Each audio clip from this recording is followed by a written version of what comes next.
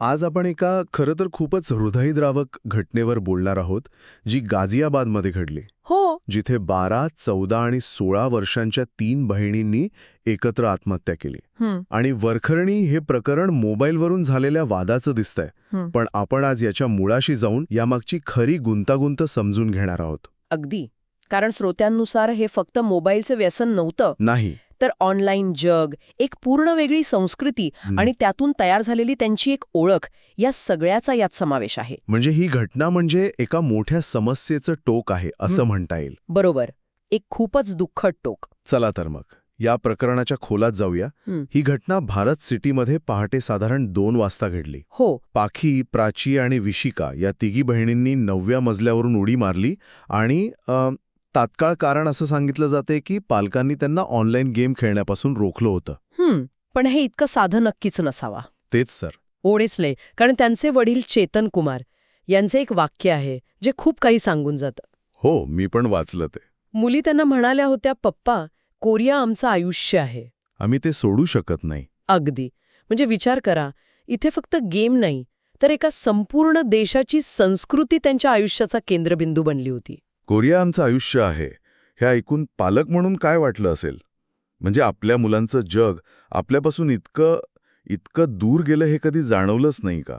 आणि त्यात असंही समोर आलंय की त्या मुली शाळेतही नियमित जात नव्हत्या. बरोबर. आणि इथेच खरी मेख आहे बरं का. कोविड-19च्या काळात ह्या मुलींना या ऑनलाईन जगाची सवय लागली. हो, त्या काळात मोबाईलचा वापर खूप वाढला होता. बरोबर. के-पॉप, कोरियन मालिका, चित्रपट हे सगळं त्यांच्यासाठी वास्तवापेक्षा जास्त खरं बनलं होतं. त्यांचं जग त्या घरातल्या 4 भिंती आणि मोबाईलच्या स्क्रीनपुरतंच मर्यादित झालं होतं. आणि यात कोरियन लव्ह गेम नावाच्या एका गेमचाही उल्लेख आहे. म्हणजे हा कोरियन लव्ह गेम नक्की काय प्रकार आहे? हे नेहमीच्या गेम्सपेक्षा वेगळे कसे असतात? खूप महत्वाचा मुद्दा आहे. हे गेम्स म्हणजे निव्वळ मनोरंजन नसतं. यांची रचनाच अशी असते की ते खेळाडूंना भावनिकदृष्ट्या गुंतवून ठेवतात. म्हणजे कसं? यात काही टास्क किंवा आव्हानं दिली जातात आणि ती पूर्ण केल्यावर व्हर्च्युअल बक्षिसं मिळतात. जसं की एखाद्या कोरियन स्टारसोबत डेटवर जाण्याची संधी. अच्छा, पण हे सगळं आभासी असतं? हो, सगळं आभासी. पण किशोरवयीन मुलामुलींसाठी हाच एक भावनिक आधार बनतो. त्यांना वास्तविक आयुष्यातल्या आनंदापेक्षा हे व्हर्च्युअल यश जास्त आकर्षक वाटू लागतं आणि इथेच व्यसनाचा धोका सुरू होतो. म्हणजे एक प्रकारचं आभासी आयुष्य जिथे त्यांना हवं तसं प्रेम आणि ओळख मिळते. अगदी. आणि याच संदर्भात त्यांच्या खोलीत सापडलेली ती 8 पानी सुसाईड नोट. हो, ती खूप काही सांगून जाते. त्यात रडणाऱ्या इमोजीसोबत सॉरी पप्पा असं लिहिलं होतं. पण एक वाक्य असंही होतं, तुम्ही आम्हाला कोरियन्सपासून दूर करण्याचा प्रयत्न केला, पण आता तुम्हाला कळेल की आमचं त्यांच्यावर किती प्रेम आहे. या नोट्समधनं एक मोठा विरोधाभास दिसतोय. तो काय? एकीकडे पालकांना दुःख दिल्याबद्दल अपराधीपणाची भावना आहे म्हणून सॉरी लिहिलंय, पण दुसरीकडे आपल्या त्या ऑनलाईन जगाबद्दल प्रचंड ठामपणा आहे. जणू काही ते सांगत होते की तुम्ही आमचा मोबाईल नाही तर आमचं आयुष्यच काढून घेतलं आहे. बरोबर. त्यांच्यासाठी कोरियन फॅन ही ओळख त्यांच्या मूळ ओळखीपेक्षा जास्त महत्वाची बनली होती. आणि सगळ्यात धक्कादायक म्हणजे त्यांच्या खोलीतल्या भिंतीवर लिहिलेलं वाक्य, मी खूप एकटी आहे. I am very very alone. हो, 3 बहिणी एकत्र राहत होत्या एकाच खोलीत, तरीही प्रत्येकीला एकटेपणा जाणवत होता.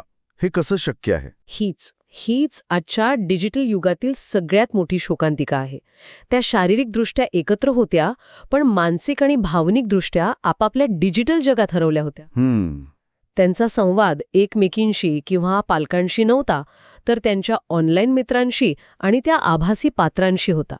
त्यामुळे एकाच घरात राहूनही त्या प्रचंड एकट्या होत्या. म्हणजे कुटुंबातील संवादाचा अभाव हे एक मोठं कारण आहे. नक्कीच. थोडक्यात मोबाईलवरून झालेला एक साधा वाद हे फक्त निमित्त ठरलं. हो, वरवरचं कारण. त्यामागे ऑनलाईन जगाचं व्यसन, आभासी ओळखीचा पगडा आणि त्यातून आलेला टोकाचा एकटेपणा ही खरी कारणं होती. अगदी बरोबर.